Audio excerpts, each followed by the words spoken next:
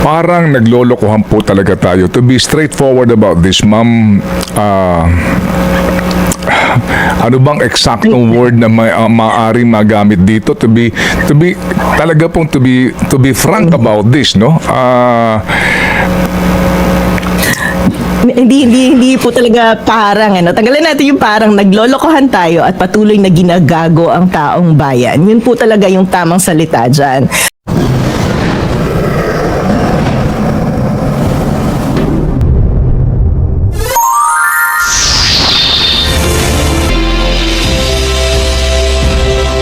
Opo.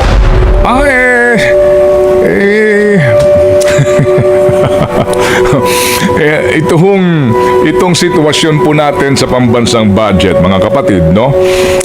Para lang ho ninyo maintindihan kung gaanong kalaki ang pera na inilalaan natin sa mga bagay-bagay na sabi nga ng iba, sa totoo lang ay hindi naman talaga totoong prioridad. Okay? Ito muna. Maligayang bati po sa inyo, ma'am, at kami po ay nagagalak sa inyo pong kabayanihan. Sabi ko nga, bagong taon, holiday ngayon, pero ang ating pag-uusapan pa rin ay bayan. Mabuhay ka and Happy New Year, Professor Cielo Magno. Mabuhay ka. Magandang umaga po at Happy New Year, Manong Ted. At magandang umaga po sa mga tagapakinig ninyo. Opo, at kay Ri, ang ating pong kasama ngayon kasi po si Chacha ay mukhang nagpepenitensya. Okay, sige. Okay, Professor, ito muna, Professor. Macro muna tayo. Macro na usapin. Bago natin himayin itong 2025 national budget, ano po ang mga napansin po ninyo on the macro side first? Well, sa national budget po natin, on the macro side, umpisa pa lang po kasi sinasabi natin na kahit mag-veto ang presidente, ay hindi nito ma-address o ma-cure o masosolve yung mga unang problema na pinoint out natin dun sa budget. Kasi lalong-lalo na po yung sinasabi natin na dapat priority ang education at hindi infrastructure.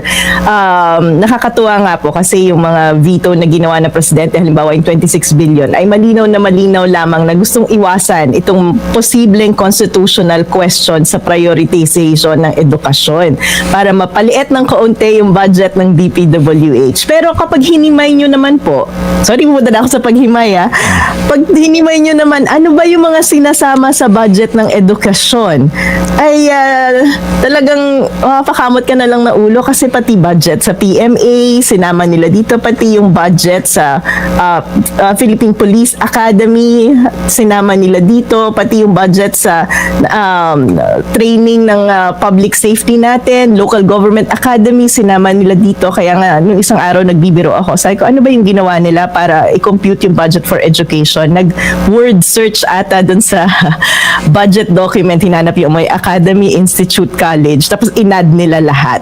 Pero sa totoo lang po, ang sa akin kasi, kapag pinag-uusapan natin ang usapin ng edukasyon, babalik tayo, ano ba yung basic problem natin sa edukasyon? Ito ay yung extent ng literacy at numeracy, yung skills ng ating mga kabataan tungkol sa basic education. At napakalaki po ng problema natin dyan. Ngayon kung titingnan natin na yan ang problema natin, ang susunod na tanong, ano sa mga budget natin sa edukasyon ang tumutugon dyan sa problema na yan? Hindi ko po sinasabing hindi importante yung budget ng PMA, pero yung budget po ng PMA ay hindi pasok dun sa pag-solve ng problem natin sa basic education. Yan po ay national defense. Kaya kitang-kita naman po natin yung pag-stretch ng administrasyon na to para i-justify na hindi malaki pa rin yung budget natin for education. So yun po yung unang-unang kritisismo ko kasi yan yung makikita natin may constitutional question pa rin. Yung pangalawa po ay sinasabi naman po natin na sa veto power ng presidente ay hindi talaga pwedeng magdagdag ng budget do sa mga sektor na nabawasan ng budget. Kaya sa tingin po natin, itong nangyari na to ay very cosmetic lamang ang changes. Opo, very cosmetic lamang ang changes at ang gustong palabasin kaninyo, ma'am, compliant ito sa ating saligang batas sa usapin nga ng pagbibigay ng mas malaking pondo budget para po sa edukasyon. So basically, ma'am, hindi naman nagalaw yung pong inaprubahan na po na versyon na 737 billion for education department. Tama po. Kasi hindi po maaaring magdagdag ng hindi po maaaring magkaroon ng additional budget. Hindi po, wala po sa kapangyarihan ng presidente ang magdagdag ng budget. Maaari lamang po siyang magtanggal. So, ang nangyari, binawasan lang po niya ng 26 billion itong DPWH. Hindi siya pwedeng magdagdag sa DepEd. Tapos ito nga pong lumalabas na breakdown nila nung sinasabi nilang education sector. Inisa-isa ko nga po kasi sinama nila yung PMA kasi baka naman sabihin, 'di ba? May academy din naman yan, may gumagraduate din naman sa PMA. Pero kapag tinignan niyo, ano ba yung main objective ng PMA? Ito ay tugon sa national security threat para magkaroon tayo ng mga graduate na military para sa armed forces. Philippine National Police Academy. Tama, academy. Nagbibigay din naman sila ng diploma. Pero ang pangunahing objective po ng Philippine National Police Academy ay public safety. Philippine Public Safety College. Ito ay continuous training ng ating mga PNP, Bureau of Fire Protection at saka Jail Management and Penology. Ganun pa rin po yung iba. Inisa-isa ko talaga siya. National Defense College. Ito ay institusyon na nag-aaral tungkol sa national defense. Local Government Academy. Ito ay training center para sa nating local government officials. So, kung nag-iisip, itong gobyerno natin, nilalahat ko pati executive at saka legislative kasi sila yung gumawa ng justification na to Di ba kayo nag-iisip? Ano ba yung basic problem natin sa education? Ito yung palaking-palaki na out of school youth. Ito yung mga estudyante natin sa grade 10 na walang kakayahan para sa comprehensive reading skills. Yung pinakamalaking problema natin, yung PISA score natin na napakababa at yung indikasyon ng kakulangan ng mga kabataan natin sa kakayahang magbasa at magsulat. Tapos ito yung ibibigay nyo sa ating datos na nagja-justify na malaki ang budget sa edukasyon. Parang naglolokohan po talaga tayo. Parang naglolokohan po talaga tayo. To be straightforward about this, ma'am, ano bang eksaktong word na maaaring magamit dito to be talaga pong to be frank about this, no? Hindi po talaga parang tanggalin natin yung parang naglolokohan tayo at patuloy na ginagago ang taong bayan. Yun po talaga yung tamang salita dyan. At ito pa nga po yung nakakatawa. Tingnan nyo yung 26 billion na binito ng presidente. Malinaw na ito ay yung mga flood control projects ng siningit ng mga congressman at senador. Pero babalikan natin magkano yung talagang isiningit sa BICAM. Ito ay umaabot ng halos 289 billion pesos. Di po ba? Opo, at ang binito lang ay 26 billion. Mukha talagang naghirap yung presidente. Inisa-isa. Para tingnan kung sino ba sa mga congressman at mga senador ang matatapyasan ng kanilang pet project. Pero katulad po ng sinasabi natin, itong budget na to ay talagang pro-politician. Kasi sa 289 billion na sinaksak na mga pork barrel projects, talagang 26 billion lang ang natanggal ng presidente. At talagang tinanggal lang niya yung 26 billion para kunwari ay mas malaki na yung education pero sa DPWH mas malaki na yung education compared to DPWH. That's one problem. Another problem, ito may matagal na natin pinag-uusapan, yung sa PhilHealth. Kasi kahit mag-veto siya, hindi naman niya mabibigyan ng budget para subsidiya ang PhilHealth. So malaking problema pa rin po yan at talagang isusulong po natin yung problema na yan sa Supreme Court. Idudulog po natin doon. Kasi even sa press con, sinabi ni Secretary Mina, 150 billion lang naman ang kailangan ng PhilHealth. Parang ito nga yung sasabi ko, ano ba namang math ang ginagawa nila? Ang inaasahan po natin ay mag-improve ng performance ang PhilHealth at i-deliver yung kanilang mga responsibilidad. Kung sinasabi ng gobyerno 150 billion lang ang kailangan nila, parang business as usual lang yung inaasahan nila, no? At saka yun nga po yung debate na, di may pera naman ang PhilHealth. Hindi lang po ito debate kung may pera o wala ba ang PhilHealth. Pinag-uusapan natin yung responsibilidad ng gobyerno na ibigay yung pera para sa premium ng mga kababayan natin na hindi kayang magbayad ng PhilHealth. At yan po ay nasa batas. So parang, ito na naman, pangbabastos ng gobyerno sa taong bayan. Kasi tayong mga mamamayan ay patuloy na nagbabayad ng premium sa PhilHealth dahil automatically deducted yan. Pero yung gobyerno ayaw ibigay yung counterpart niya na may mandato naman ng batas. Opo, sige ma'am. So, dito tayo muna sa inyo pong paliwanag nga na klaro hindi po ito sumusunod sa ating pong saligang batas na budget.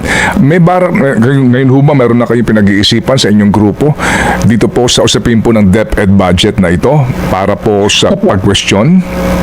Opo, pinag-aaralan po natin yan, ano. At kahapon nga po, magkausap kami ni Professor Dan Gatmaytan, tinitingnan natin kung ano ba yung intention ng mga nag-draft ng Constitution natin nung sinabi nilang dapat priority ang edukasyon dito sa Constitution natin. At dun po, yung batay dun sa transcript ng pag-uusap nila, ang pag-uusap nga po dun, dapat ang mga guro mataas ang sweldo para siguraduhin natin na may mga kalidad tayong teachers na makakapagturo sa ating mga kabataan. So, hindi talaga kasali itong mga iba't ibang institute na pinipilit ng gobyerno. So pinag-aaralan po natin yan, yung pagdulog sa Supreme Court tungkol sa constitutionality nitong budget na ipinasa at pinirmahan ni Pangulong Marcos. Opo, but definitely ma'am, definitely yun po talaga ang direksyon po natin ang inyo pong gagawin kasi kung klaro ho naman kaninyo, for sure dudulog kayo sa Supreme Court gaya po ng inyong ginawa din sa usapin po ng PhilHealth.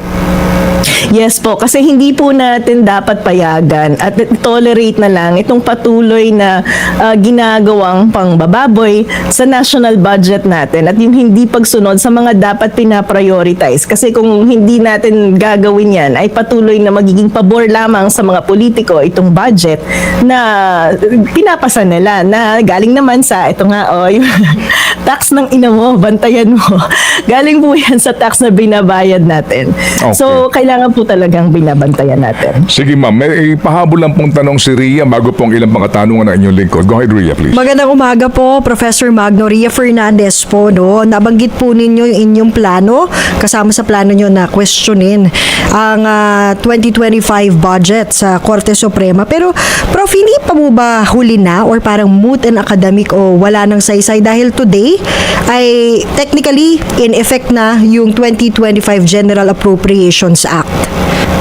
Hindi naman po. Kasi kung sakasakali halimbawa yung PhilHealth, idudug natin yan sa Supreme Court at sabihin ng Supreme Court na kailangan at responsibilidad ng gobyerno na lagyan ng budget at ibigay yung nararapat na alokasyon sa PhilHealth dahil naayon yan sa batas, ay kailangan magkaroon ng special na batas ang Kongreso para bigyan ng budget ang PhilHealth. At saka alam niyo po, ito kasi ang nangyayari dyan, lalong-lalo na sa PhilHealth, mga nakakaraang taon, nagsimula yan 2023, talagang tinatapyasan na nila at hindi nila binibigay kung ano yung naaayon sa batas. So napaka-importante po na gawin natin to para sa mga susunod pang taon ay tigilan na ng Kongreso yung paglabag sa batas at yung hindi pagbibigay ng naaayon sa batas ng kung ano ba yung dapat napupunta sa PhilHealth. May isang observation pa pala tayo dito sa budget veto ng Presidente kasi 26 billion ay binaba sa DPWH at may sinasabi silang yung unprogrammed fund ay binawasan din ng 168 billion pesos. Pero yun nga po ang overall effect nito ay wala naman kasi yung unprogrammed appropriation, wala naman talagang pondo yun. Diba? So ang naging kumbaga sa fiscal space natin o yung pera ng gobyerno, ang na-free lang ay 26 billion na maaaring i-reallocate ng gobyerno pero napakaliit po nun para tugunan yung mga ilan pang ahensya na nabawasan katulad ng 4Ps na binawasan ng 50 billion at nakakalungkot nga nilipat na yung 50 billion na yan sa unprogram ngayon tinanggal pa sa unprogram so talagang pinaliit yung budget ng 4Ps na ito na naman babalik na naman tayo sa isang pangloloko na yung 4Ps binawasan ng 50 billion pero yung AKAP hindi vinito at hinayaan ng nandyan na 26 billion pesos.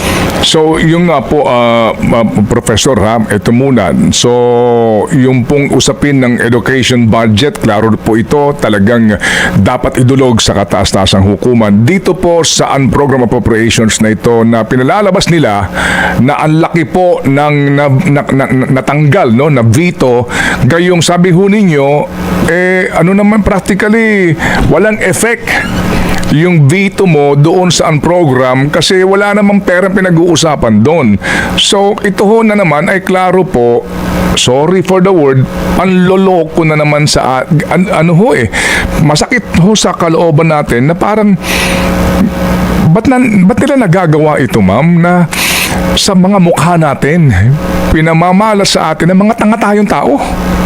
Na kunwari talagang may ginawa yung presidente, pero sa totoo lang po, katulad ng kinukwento natin madalas, itong unprogrammed appropriation, ito yung mga hindi na priority kasi hindi na paglaanan ng aktual na budget. Pero ito nga po yung nakakatawa kasi pag tiningnan nyo yung vinito na 168 billion pesos na nasa unprogrammed, yan yung 50 billion na yung 50 billion na 4-piece na budget na tinanggal doon sa program, nilipat sa unprogrammed. So ngayon, natanggal na rin siya sa unprogram, wala na talaga siya. Yung additional compensation ng ating mga healthcare and non-healthcare workers na due pa nung pandemic, 2 billion yun. Tinanggal na rin sa unprogram. Alam niyo po kasi yung unprogram, yan po ay mai-implement lamang kung may additional na pondo ang gobyerno. Saan manggagaling yung additional na pondo? Yan po ay kung may bago tayong batas sa tax, nangolekta ng additional na pera ang gobyerno, doon po pinupondohan yan. At kung maalala niyo yung 89 billion na kinukuha sa PhilHealth last time, kinuha nila yon para pondohan yung unprogrammed. Kasi dyan nila pinaglalagay sa unprogrammed yung big infrastructure project natin. So yan po yung unprogrammed. Ngayon binawasan po. So mula sa 531 billion pesos ay naging 363 billion pesos. Pero yun nga po, itong pagbabawas na to ay walang impact dun sa fiscal space na tinatawag natin o yung overall na pera ng gobyerno. Dahil in the first place, wala naman po dapat talagang pera para sa mga programa na yan. Pero ma'am, dito nga sa dito po sa napakaliit lang, basically po talagang 26 billion lang. Kung susumahin natin ang totoong naibawas doon po sa pangkalahatang budget natin, particularly po sa ilang mga provision ng various infrastructure projects under DPWH.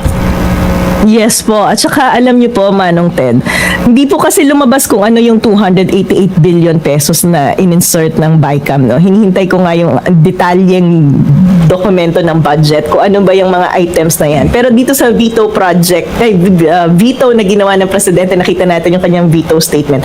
Kita mo yung 26 billion na pag hinimay-himay. Ito talaga yung mga flood control projects at the local level.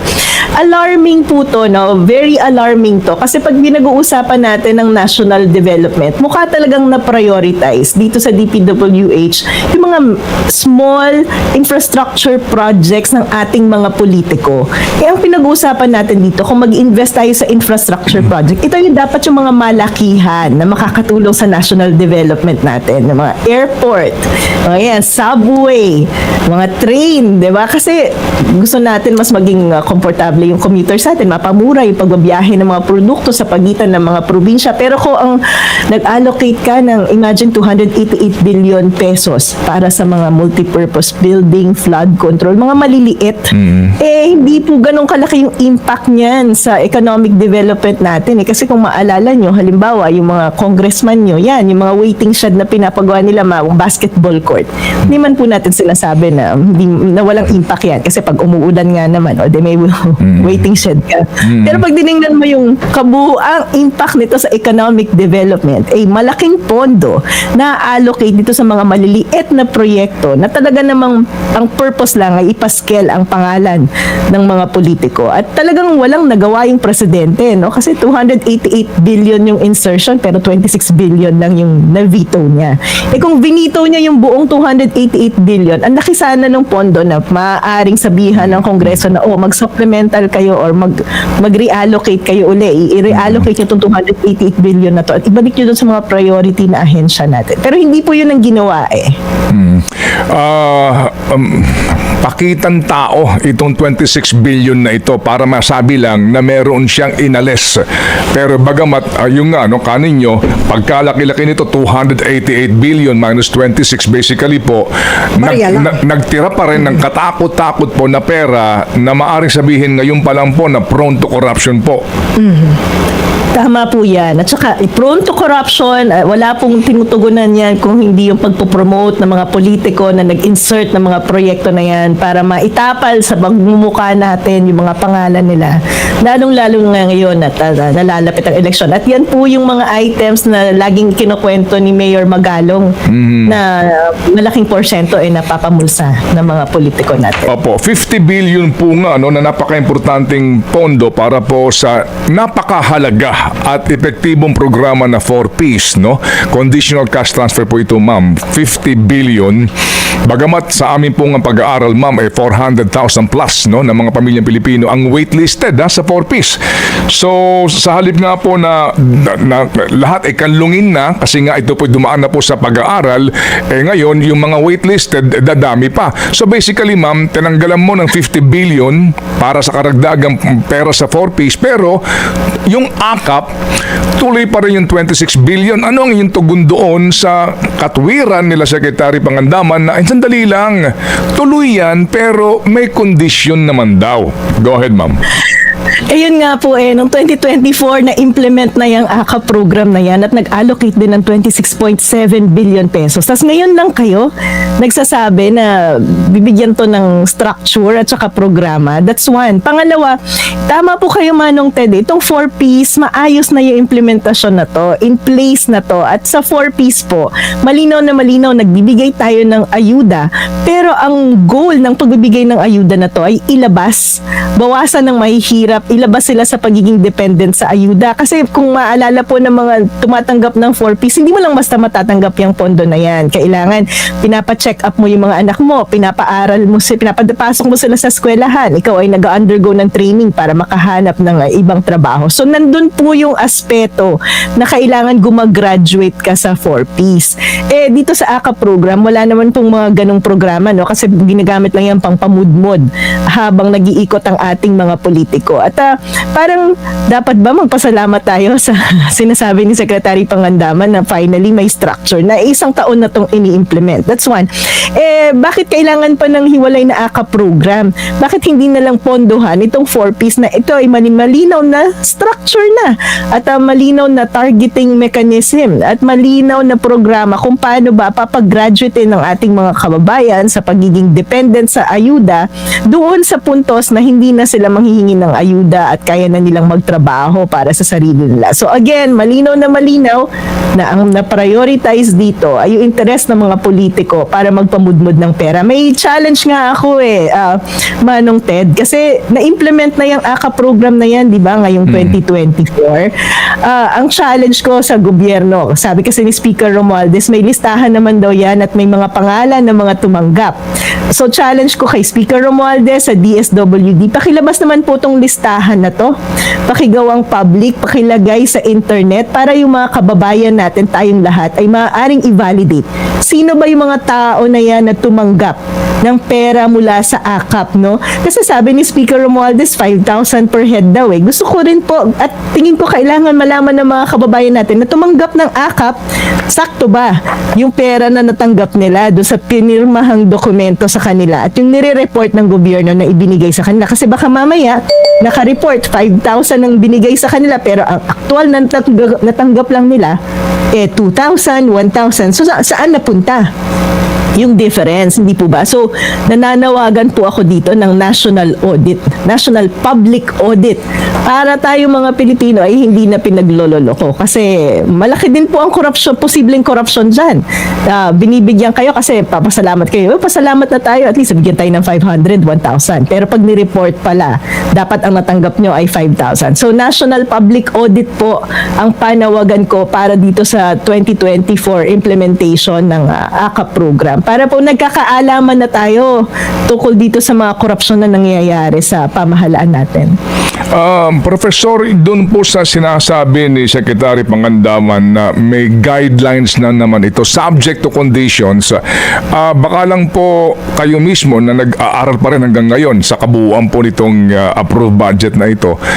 Ma'am, yung conditions na yan, sa sinasabi po ni Secretary, sabi lang niya na may kondisyon. Yes. Pero Hindi ka naman pwedeng maglagay doon sa GAA ng additional provision na ang release nito subject to these conditions.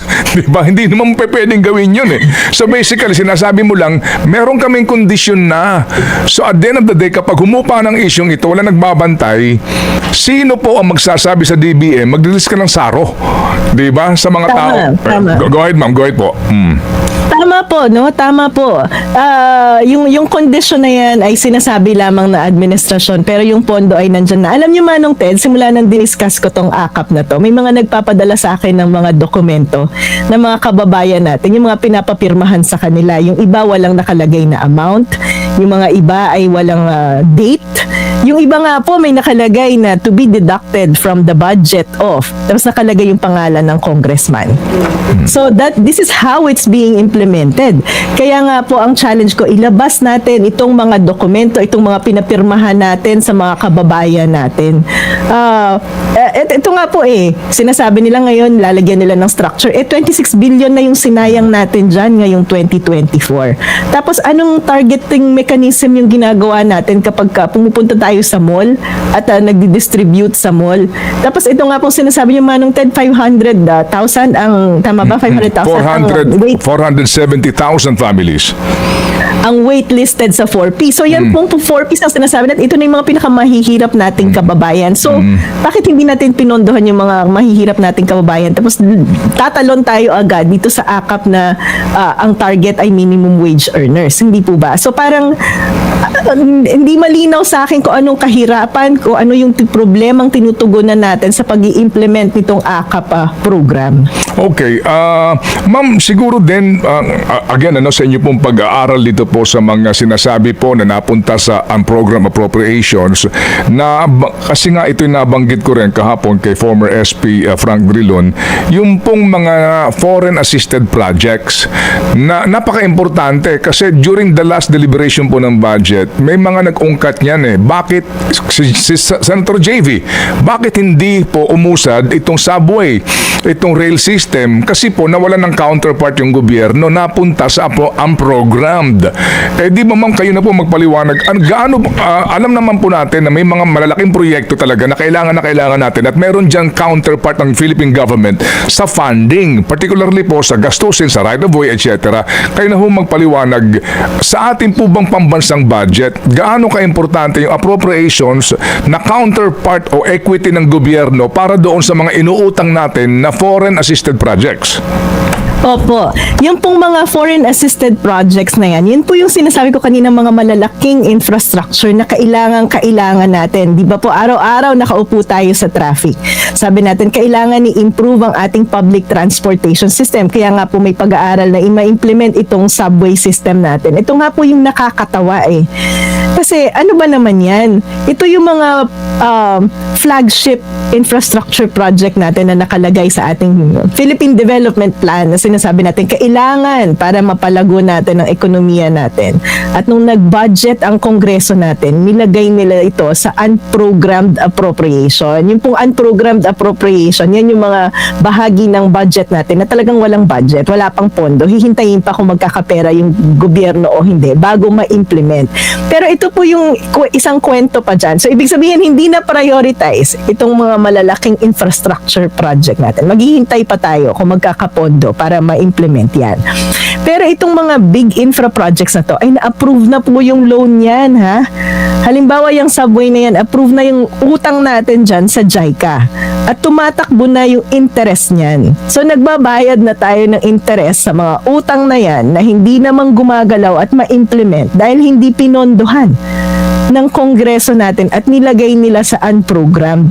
Hindi ko, nakapapakamot nga po ako ng ulo kasi kung talagang binabantayan to ng presidente at saka ng mga tauhan niya, yung mga cabinet members, bakit nyo pinapalagay sa unprogrammed appropriation itong mga priority infrastructure projects natin? Tapos ngayon, kapag napirmahan na yung budget, nagkukumahog kayo para maghanap ng pera para i-implement ito. Yan po yung dahilan kung bakit kinukuha nila itong 90 billion pesos na pera ng PhilHealth, kung bakit kinuha yung 40 billion pesos ng PDIC para mapondohan yung mga unprogrammed.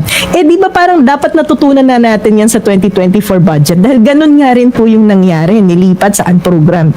Ngayong 2025, bakit nandun pa rin? Nandun pa uli sa unprogrammed. So talagang malaking paglulukohan ito. Ito yung pinag-uusapan natin na itong mga importanteng infrastructure project nilagay natin sa unprogrammed, nagsaksak ng 288 billion pesos sa PPWH na mga maliliit na infrastructure projects, itong mga waiting shed, itong mga multipurpose building at itong mga flood control projects. So, nasaan yung sense ng gobyerno sa pagpaprioritize ng development ng Pilipinas? Wala, di ba? Kaya, ewan ko ba? Ma'am, nauunawaan po namin ang inyo pong kaisipan at higit sa lahat po yung damdamin po bilang isang Pilipino sa nangyayaring ito sa ating pong budget and yung pagpayag ng nakararami, sobrang dami po ng ating mga pinagkakatiwalaan nga dapat ng mga mambabatas tungkol nga sa isyong ito. Gusto ko rin po sanang ungkatin po ito kasi hindi naman tayo nagmamadali this morning and we appreciate nga itong pagbibigyan nyo ng panahon kahit na holiday ngayon dito po sa ating diskusyon. Doon po sa mga flood control projects, meron naman talaga na maari po natin sabihin na hindi yan importante.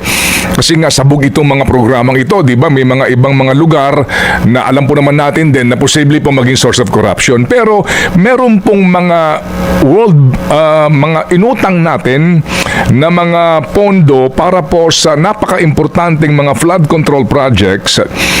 Halimbawa sa Metro Manila, no, itong World Bank na inutangan po natin ng malaking halaga at sa pinakahuling COA report na aming pong pinag-aralan, pinagbabayad na po tayo dito ng multa kasi nga hindi nagamit yung pera.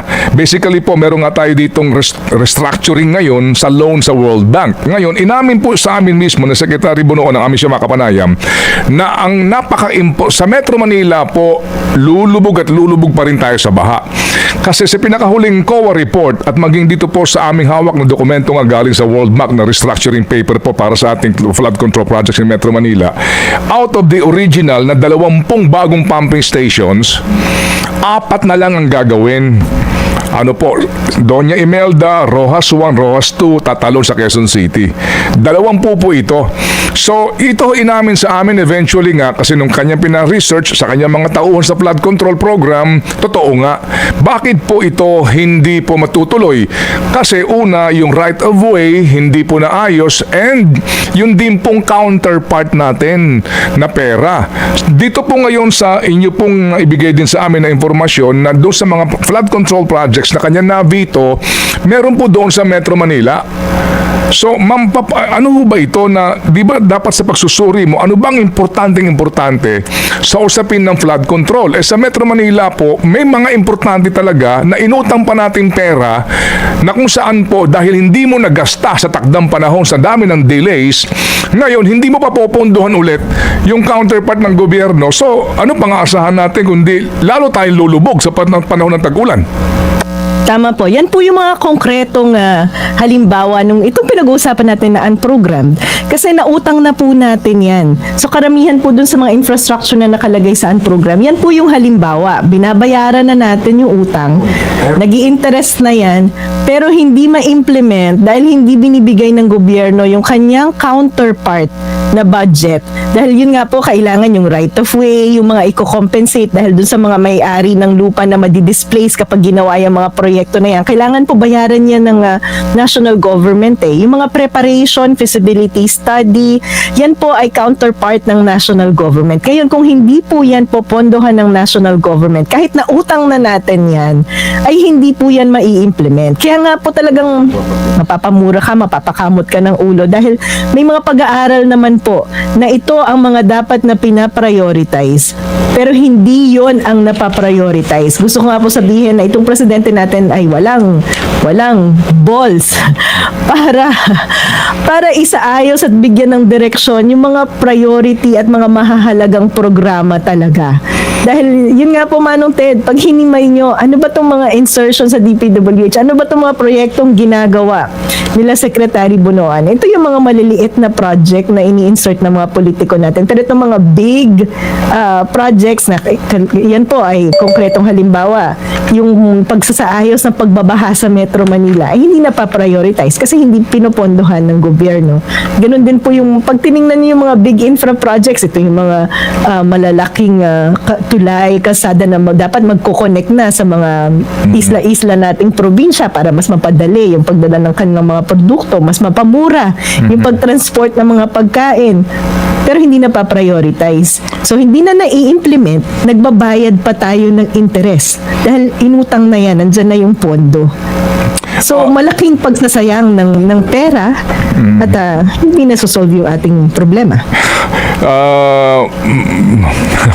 Pero, di ba Manong Ted, napaka-basic di ba? Hindi mo kailangan ng PhD. Yes, ma'am. Para malaman, ano ba dapat yung pinaprioritize? Ano ba dapat yung pinapondohan? Para umusad, para masolve yung problema ng mga kababayan natin, para naman guminha-ginhawa ang buhay natin. Para po Pero tayong mga mamamayan, patuloy na nagbabayad ng tax. Pero hindi naman nakikinabang ng maayos. Para din po sa mga senior citizens, lalo na po ang ating mga kababayan po na umaasa po lamang sa karagdagang pong tulong pinansyal sa kanila, kasama po doon sa nailagay sa unprogram, kumbaga wala pa ho itong kasiguraduhan, ay yung social pension para sa indigent senior citizen. Yes. Opo, kasama po din ito. Opo, kasi kung maalala niyo po, may batas tayo, di ba, na yung social pension for indigent senior citizens. Nilagay po nila yan dun sa unprogrammed.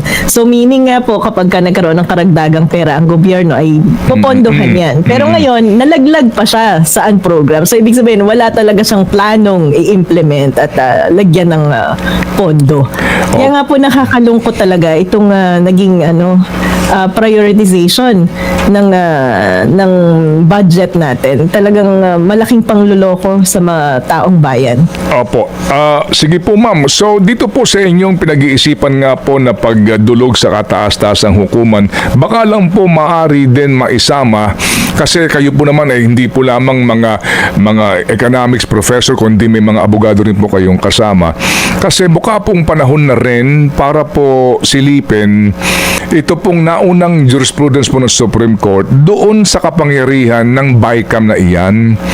Kasi nga po lumalabas ngayon sa hinahaba ng budget process, at the end of the day, yan lang small committee na yan ang nagdedesisyon at yung pong mga amendment mismo ho sa budget ni hindi pinag-usapan sa budget hearing pero sila ang nasusunod.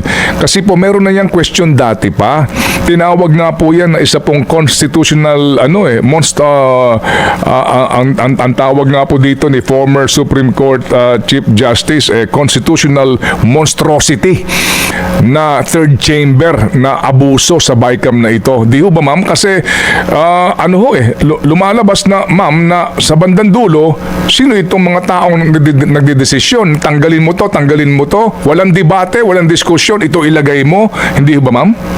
Tama po Manong Ted, no? At saka talagang sa BICAM na yan, hindi lang sa budget, maraming hocus-pocus at magic na nangyayari dyan. Kasi sa kabila ng mga deliberasyon, yung mga pinapanood natin online na pag-uusap tungkol sa budget, ayan ay todo-todong binabago ng iilang tao na bahagi ng BICAM na walang accountability kasi hindi natin napapanood, hindi natin alam yung detalye. At ito nga pong mga senador natin mismo yung nagsasabi na pinirmahan nila nang hindi nakikita ko ano ba itong mga dokumento na to. Di po ba? So talagang pag-aaralan din po natin kung paano natin kukwestiyonin uli yan sa Supreme Court. Tsaka Manong Ted, may isa pa pala. Kasi nakikita natin dito sa budget. Alam niyo po, ang trabaho talaga ng mga senador at congressman natin ay ipasa lang ang budget, hindi po ba? At ang implementasyon niyan ay dapat nasa national government. So tinitingnan din po natin itong MAIP, di ba? Kasi bago ka makakuha ng medical assistance, kailangan mo muna ng guarantee letter ng isang politiko. politiko. Di ba parang malinaw na intervention na yan at pakikialam ng mga legislators natin sa implementasyon ng project? Bakit kailangan pa yung sulat nila bago tayo makakuha ng health assistance? So baka maaari din pong questionin yung legality ng paghihingi pa ng guarantee letter bago ma-implement ang isang programa. So pag-aaralan din po natin yan. Napakarami pong kailangan pag-aralan. May mga ilang pending na po kasi nag-file na tayo nung nag-file ng kaso, nandyan yung confidential fund na another na nakakatawa po, 'di ba?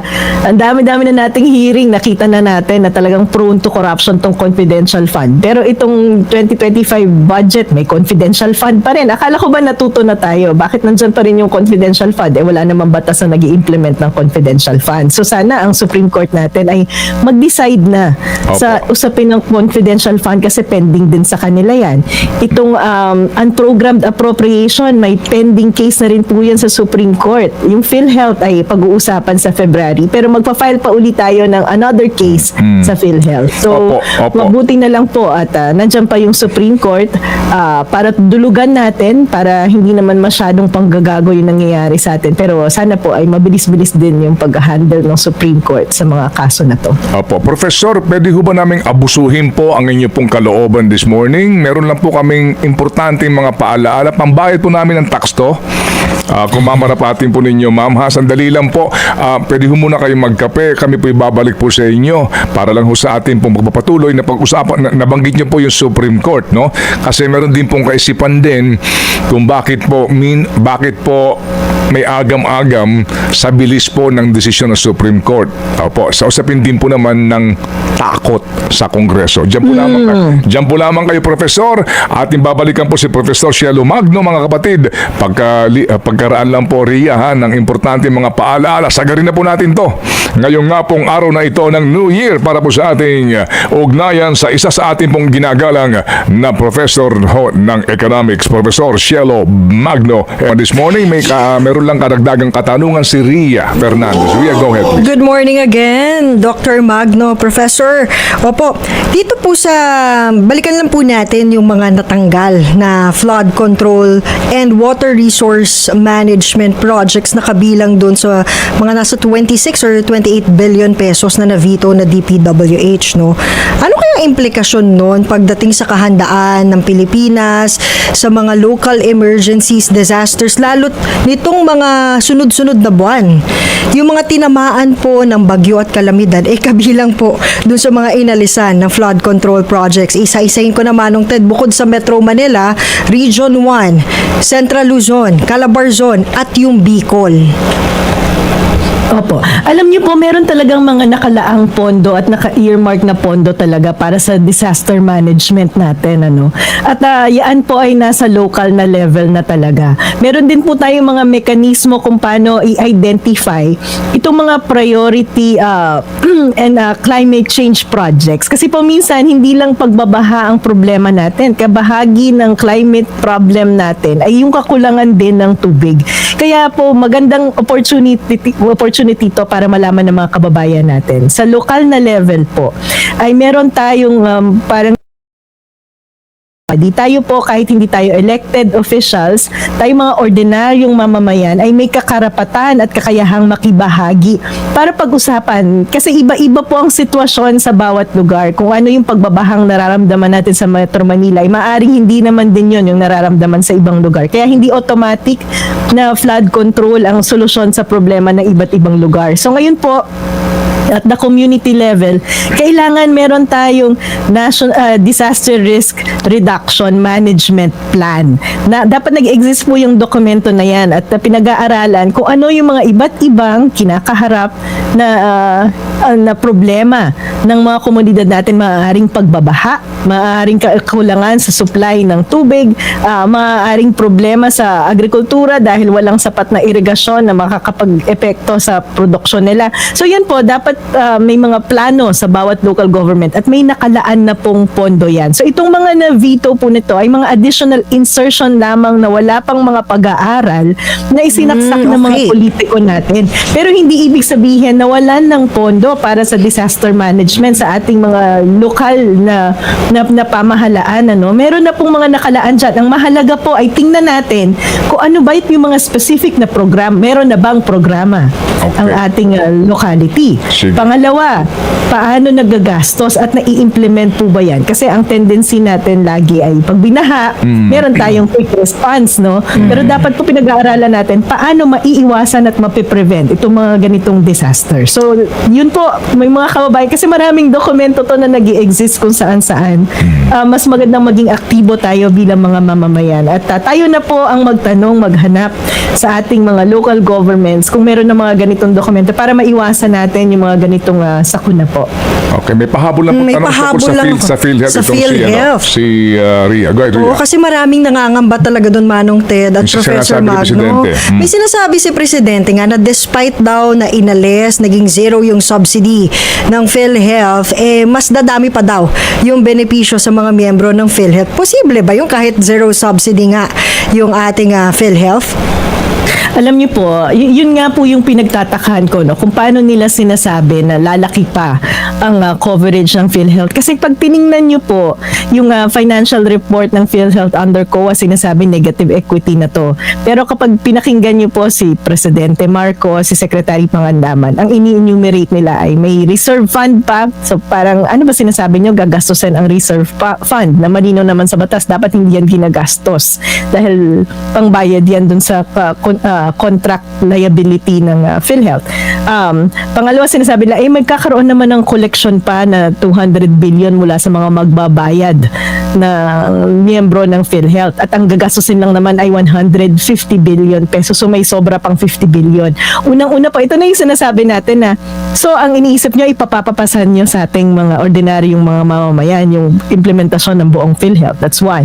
Pangalawa, medyo nakakatawa yung sinasabi nyo 150 billion lang ang kailangan ng PhilHealth, pero sasabihin nyo, magkakaroon ng expansion.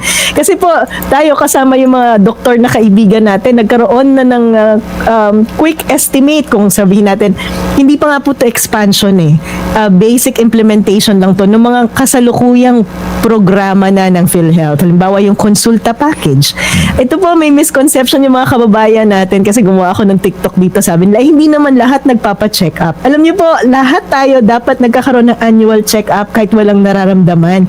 Para lang yung sasakyan may annual maintenance, hindi po ba? Correct. Tayong mga katawan natin, dapat may annual maintenance din. Yan po yung annual check-up. So, lahat po tayo dapat nagpapa-annual check-up. At meron na po yan sa PhilHealth. Ang kaso, ang nilaan lang nila ay 1,700 per head. O, i-multiply mo yan sa buong populasyon ng Pilipinas, assuming, para mas madali-dali yung math, no? 100 million Filipinos, that's already 170 billion pesos. So, paano sinabi na 150 billion lang ang kailangan ng PhilHealth? Dun sa konsulta package pa lang, mahigit 150 billion na yung kailangan mo. Tapos, kasama dyan sa PhilHealth yung coverage sa panganganak. Ilang mga nanay pa rin ang namamatay dahil hindi nagpapa-ospital. Ito po, kailangan malaman ng lahat. Covered po ng PhilHealth ang panganganak. At lahat po tayo ay kasali sa PhilHealth. So pag kinompute natin yung average na bilang ng mga nanay na nanganganak taon-taon, yan po ay mga 4 billion na. Yung newborn care, yung sa hemodialysis, TB package, tsaka yung mga medical cases pa na covered. So ang quick estimate po ng mga kaibigan nating doktor dito, ang gastos ng PhilHealth ay umaabot sa 348 billion pesos. Kada taon. Di ba? Kada taon. Dito pa lang po yung basic na Opo. programa nila ngayon. Wala pang expansion. Opo. So talagang malaki yung pangamba natin na dahil hindi pinondohan ng PhilHealth ay hindi magagawa itong mga pinapangakong expansion at hindi magagawa yung basic implementation ng mga project. Pero yun po, ang gagawin po natin ngayon ay hindi lamang yung continuous na pagdedemand na yung gobyerno, gawin nyo naman yung responsibilidad yung ibigay, yung pondo ng PhilHealth. Pero tututukan din po natin itong performance ng PhilHealth. At kaisa nyo nga po kami, Manong Ted, sa pangungulit na bakit yung mga opisyal ng PhilHealth na palpak naman, nandyan pa rin, no? Yan yung mga patuloy na pangangalampag na kailangan natin gawin gawin na kahit hindi napondohan ng PhilHealth, ay i-implement nila ngayon itong mga sinasabing programa para naman na gumaan-gaan yung kalagayan ng mga Pilipino sa mga gastusing pangkalusugan. Opo, and mind you ma'am, just kahapon may panibago pong balita, may panibago pong informasyon na lumabas nga na ang COA sinasabi sa DOH na ayusin nyo na yung mga utang ng PhilHealth sa mga government institutions malalaki kasi sila mismo ay nagkukulang na rin sa sariling pondo to operate their hospitals, itong malalaking ito. So naiipon-ipon po ito ma'am nanganganak po itong mga isyong ito, and eventually nga, well, tingnan natin, nangangako sila ng karagdagang benepisyo. Sabi nga babawasan daw yung premium di ba ng mga miyembro, kaya parang iisipin mo ma'am, may COA report naman, klaro ho naman ang lahat na ng mga dokumento, actuarial na mga studies. Ang hindi natin maintindihan, bakit hindi ito naiintindihan ng Pangulo ng Pilipinas? Parang yun po hindi ko natin maarok. Oo nga po parang ang nakikita natin kasing sinasabi nila ay nagpapaka-populist itong gobyernong ito. Nung nagreklamo tayo at sinabi natin hindi pinopondohan, ngayon naman sinasabi nila ibababa natin yung premium para mabawasan yung galit ng mga mamamayan. No? So ano nga ba talaga ang tunay na plano para isaayos itong PhilHealth na to? Kaya kailangan po talaga nating bantayan. Marami din po ako nakakausap ng mga ospital, yung mga maliliit na ospital na hanggang ngayon ay hindi nakaka-reimburse. At yung iba dyan ay nagsasara na. Minsan yan lang yung ospital sa isang lugar dahil hindi nga po nababayaran ng PhilHealth. Siguro po bahagi din ng panawagan kasi yung mga pagpapabilis ng reimbursement ng PhilHealth, tingin ko kailangan ng dagdag na mata at accountability dyan. Kasi minsan po ang nag-uusap ng dyan ay PhilHealth at saka yung ospital. Tingin ko kailangan may third party na tumitingin para mas mapabilis yung reimbursement.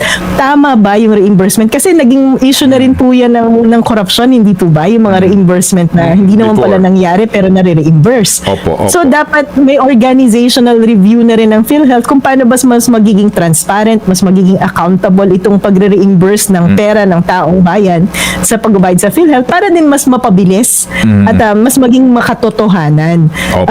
Kaya napakalaki po talaga ng problema ng PhilHealth na to na hindi binibigay yung responsibilidad ng gobyerno, ang daming pinapangako, inuuto-uto yung taong bayan pero hindi naman sinasaayos yung tunay na problema. Opo. Sige ma'am. So ma'am, ito lang po bilang panghuli pong bahagi ng ating pong discussion this morning. Ito lang po yung pananaw po naman din ng iba sa sistema po ng ating governance sa ating pong Republican Democratic State setup.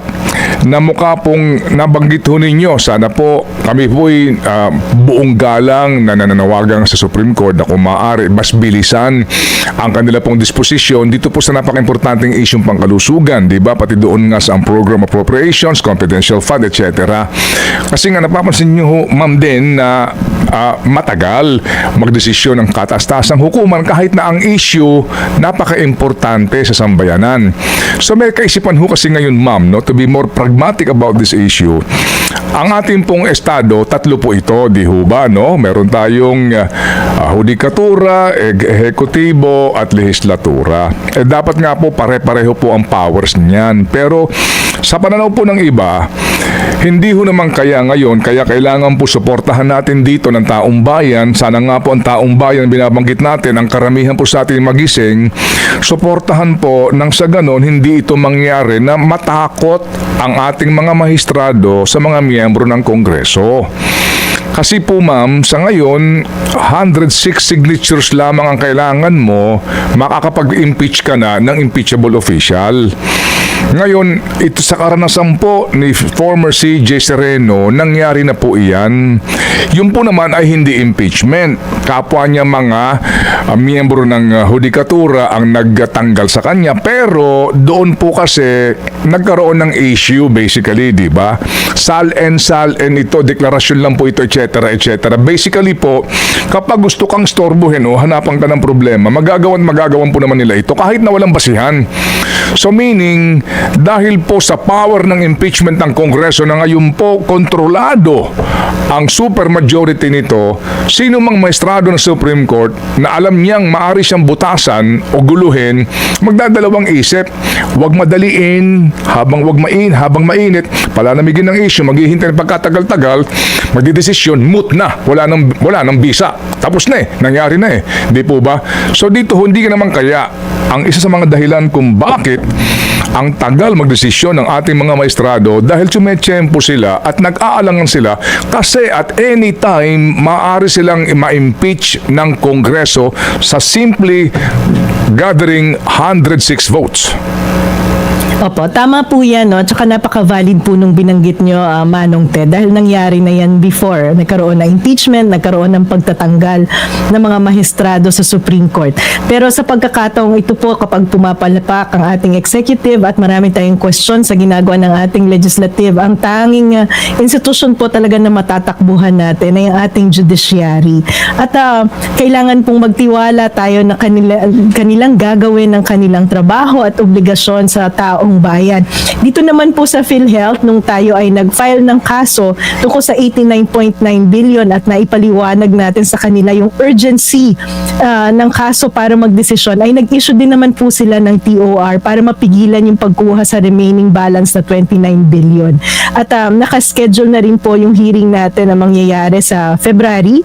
So inaasahan po natin na magtutuloy-tuloy na to. At napansin naman po natin na nakikinig ang ating korte kapag po naipaliwanag yung urgency ng mga kaso na idinudulog sa kanila. Pero dito din po papasok yung role natin bilang mga mamamayan na kailangan ipahayag natin yung pananalig natin sa ating mga institusyon. Ganon din po yung pagdedemand ng accountability at yung pagpapaalam na hinihintay natin, binabantayan natin yung kanilang desisyon at pinag-aaralan din naman natin yung mga basehan ng mga kaso na idinudulog natin sa kanila. Kaya napakahalaga po ng ganitong mga diskusyon at pag-uusap at pagpapaliwanag ng mga kaso na isinasalang din natin sa korte at kung ano yung basehan ng mga arguments natin para nauunawaan ng taong bayan. Kasi kapag nauunawaan po natin, then mas magiging malinaw sa atin yung basehan ng mga aksyon ng mga politiko natin at nakikita natin kung saan, kailan ba sila objective at kailan pamumulitika lang yung kanilang ginagawa.